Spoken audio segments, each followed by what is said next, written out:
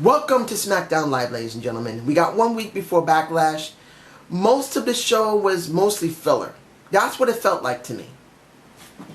But there were things in this show I was very happy to see. And things in the show that's going like, why? So let's look at what happened that was to why. Fandango with Eddie. Tyler Breeze wasn't there. Fandango wanted a partner.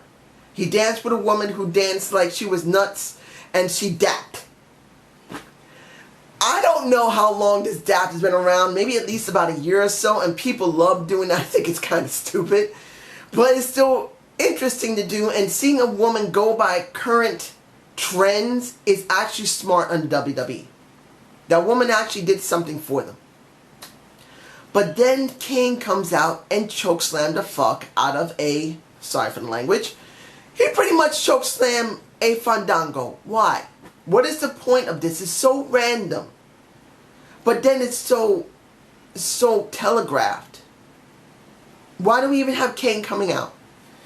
I don't know if this is the last year Kane's going to be working. He's old enough that he could retire right now. Or at least retire from the ring and work in the back and try to help the next generation. And instead of doing that, he keeps coming out like this. The people cheer for him, but then it's like, what do we gain? He's not the way he used to be 16 years ago. 2000, he was hot. 99 into 2000, he was red hot. He's not hot now. So I want to see someone else. Now here comes to Bray Wyatt and Randy Orton. Randy sounded interesting when it came to the man who was starving, going after a rabbit, pretty much thinking the snake that was nearby isn't going to bite him because he kept checking him, and then as he's walking away he gets bit. It wasn't a bad segment.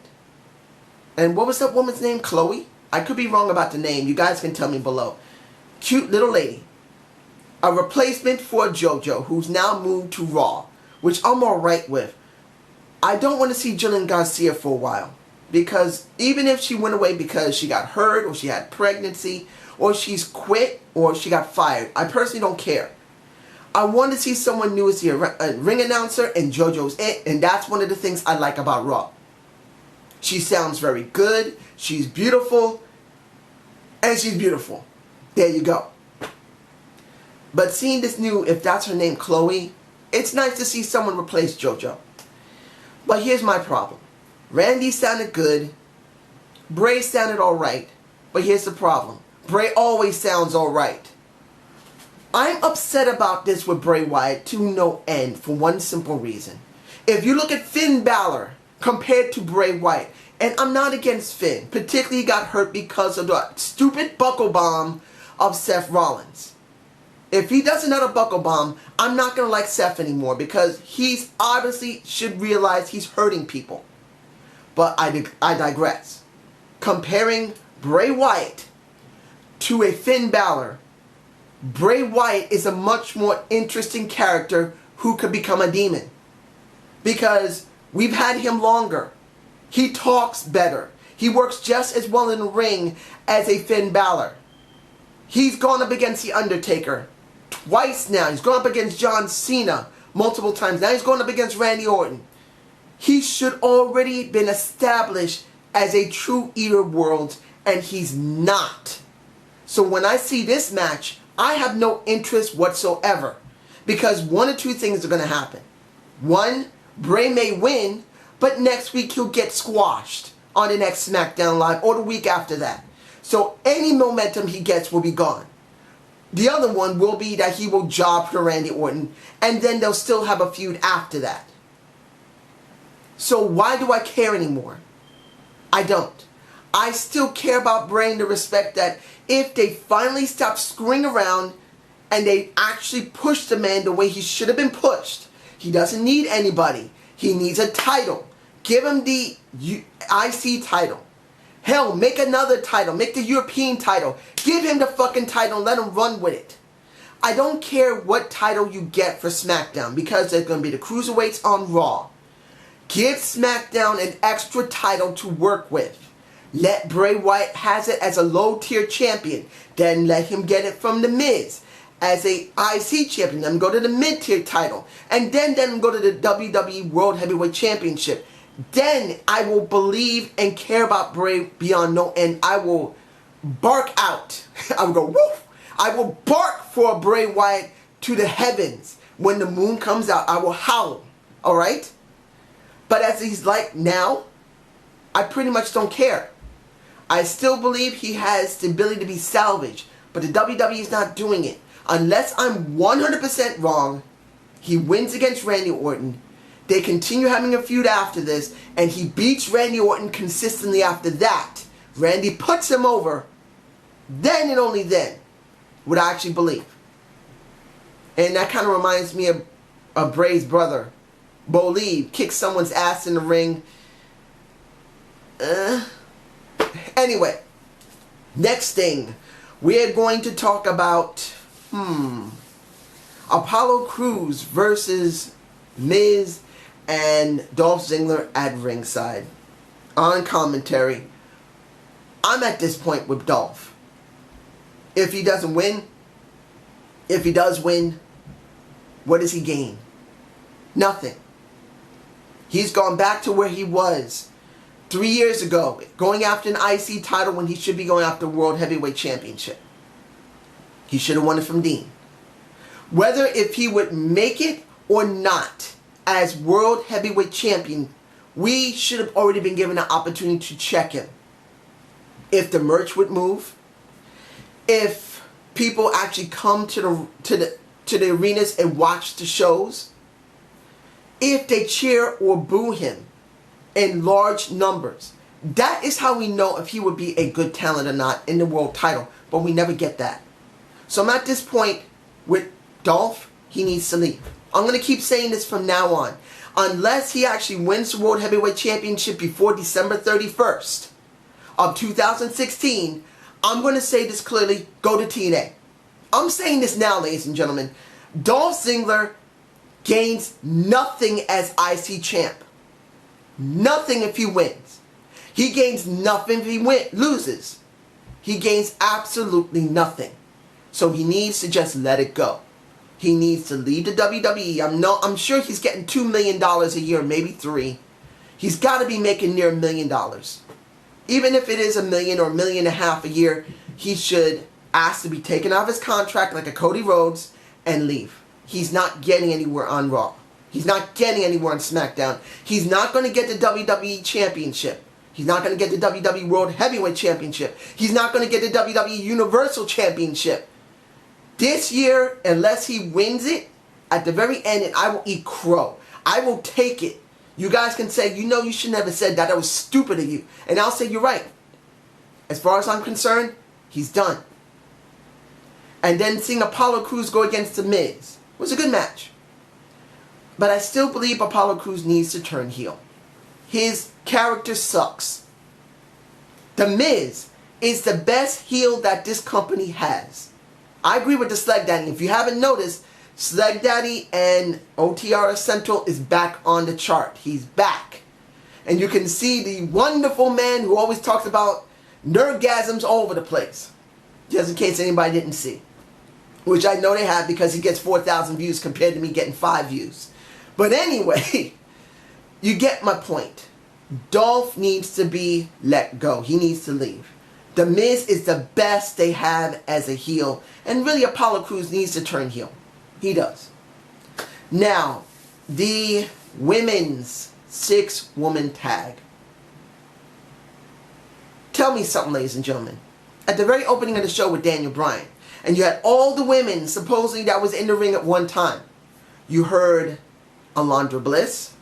You heard Carmella. And if you look at them side by side, they pretty much are mirror images of each other. So that means they're boring. Now, I know with Carmella, I did say that now she's different because now she's become a heel. And she is different as a heel.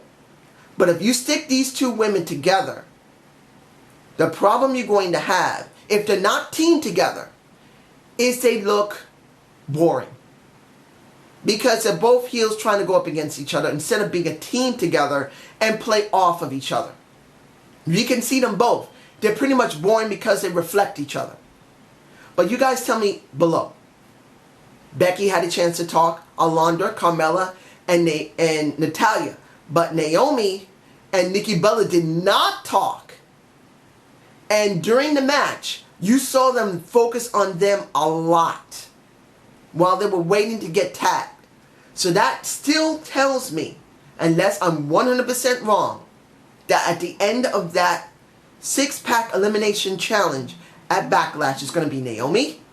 It's going to be Nikki Bella. And I say this again. Nikki Bella cannot win. Becky can't win. Carmella can't win. Natalya cannot win. And Alondra Bliss cannot win. It must be Naomi for the simple reason that we've seen everyone else on the old roster get that title or get released. And Naomi is still there. And it's time for Naomi to get that title. She's been there 8 years almost. 7.5 to 8 years. She has the ability in the ring. She does have a lot of likes. Her merch is moving. She can talk even though it's not very good because she doesn't really get a lot of opportunity to talk. She's a beautiful woman. She can dance. She entertains. I am telling you, if she does not win this, I'm going to call bullshit on the WWE until she does. And I'm going to say by next year, if she does not win, I'm going to say, if I could talk to Trinity, I would say it's time to go. I know you care about the WWE, I care about the money you're making, I care about how to take care of your family, but what are you gaining as a wrestler if they will not even give you the opportunity to hold a freaking title? You deserve better than that. Better go off to ROH. Better go off to NXT. Well, not NXT, I'm sorry. TNA, I'm saying NXT. I thought maybe she goes back. Well, what would she gain there? She wouldn't gain anything because they would just push it back up. She either got to go to ROH, TNA, New Japan Pro Wrestling, or better yet, Lucha Underground. I still haven't watched it much. I believe it's an interesting show. But if she goes to one of them, she'll feel more fulfilled than she will be having money in her pocket. And I know she cares about wrestling as much as she cares about her family. Okay, what do we got here? What's left? Hype Bros versus Slater and Rhino. Okay. I had this feeling that the Odd Couple was going to win. And they did. People like Heath Slater. They like Rhino, but they love Heath Slater. I said this before and I say it again. Give him something to work with where he could really get over and people will go for it. Look, he has a family there now.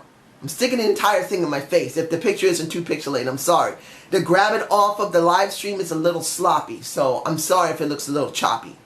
But people love him, and I'm glad to see that. So I'm going to move on to the end of the show when it came to Dean and AJ Styles. I have one problem here. Something just hit me while I was watching this segment. And watching the segments in between before it happened. AJ Styles is a total whiner. AJ Styles is acting like a bitch who wants what he wants, and when he gets it, he'll be happy and he rubs it in your face, but he still is a bitch. It makes me feel that I heard what the Sleg Daddy said, simply saying there might have been another reason why John Cena jobbed at SummerSlam, which I don't disagree with him. But under the situation, I'm wondering that this is only temporary and they're going to make him come back and go after AJ for that title. And then John is going to be the one who's going to hold that title. Having now 16 runs with it. I am hoping beyond anything I'm wrong. Because seeing AJ as a face who runs the place, taking John Cena's catchphrase, it's interesting at first. But then as you rub it into the crowd enough times, you get tired of hearing it. And I'm tired of hearing it. I want to hear something from AJ. Not something that John Cena said that AJ is ripping off. One of the reasons why I loved AJ Styles is because of how he acted in TNA and how he acted in New Japan Pro Wrestling. He acted like himself. And I feel like he's biting off of John so to help John when he comes back. Because we haven't seen John at all since he lost. And it makes me wonder what the hell's going on. If John comes back, he's going to try and get the Universal title, the WWE World Heavyweight title. from AJ Styles. That's how it feels like it's being set up. And I don't feel comfortable with that. Was the beatdown a little bit of Dean alright? Yeah. I'll take it at that. Finally, what we wanted to hear, what you guys wanted to know. The Usos are heel. Long time coming. I'm not going to lie. When this match started and the Usos attacked, I said, oh, damn. They're really being aggressive. And within 30 seconds and all, I said, what the fuck? I did this. What the fuck was that? But then when I saw them destroy Gable and knock Jordan out of the ring and wipe out Gable's knee and the back hamstring, and I'm going like, it makes sense. I would rather see the Usos be the next, the first Smackdown Tag Team Champions. But if they are turning heel, so later they'll have a heel run with that title, just letting them turn heel like that, they need to build up into it. Unless American Alpha is going to job their asses out, then I'm not going to be happy with this. But this is where things kind of get a little hard. I'm actually glad to see the Usos heel. They needed to turn heel. They've been like that for 4 years. Say about 4. When is it on? 3 or 4 years. I'm trying to remember because I think it was 2012 and 13 when the Usos finally turned face. And they've been like that for 4 straight years. And the people loved them, but I'm sure they were getting kind of bored. So now seeing this and then seeing with Renee Young, and they had that segment saying clearly, we have been busting our asses for 6 years, proving ourselves that we deserve it. But then when a new team comes on the block, you cheer them more than us? Or we're tired of doing this. We're going to do whatever the hell we want. I felt that was very well done. Not goodly done. Very well done by Jay. And then Jimmy backed him up. Surprising because Jimmy's usually one that talks more than Jay. In this case, Jay talked more than Jimmy, and he sounded good. So in the end, we have the Usos now full heels, and now they're going to be having possibly a match against American Alphas as a feud, or if American Alpha actually wins, which at this rate, Rhino and Slater look like they may not lose. If they do lose, we'll have American Alphas as the tag champs, and the Usos as heels as the most credible threat they can go up against. And I'm alright with that. I don't know about you guys. I felt this was an average show with a good twist on it. But it was average. It wasn't a great go-home show to Backlash. Since this is their first pay-per-view as the new brand split, I didn't expect them to really be spectacular, but it was okay. Tell me how you feel below, and I hope you enjoyed the Zane View. Please give me a comment below. I will be doing my Impact review. It's either going to be coming Friday or Saturday because I do have to go to my doctor for my physical therapy on Fridays, so it's kind of hard to do it on Friday. If I can, I'll try, but usually I do this on Saturday. I hope you have a good day. I hope you have a good day. Have a good night. I've been busy. I've been looking through a lot of paperwork that I've been cleaning up in my apartment. You get a little tired with your eyes and your head having to read enough paperwork that is accumulated for 6 years.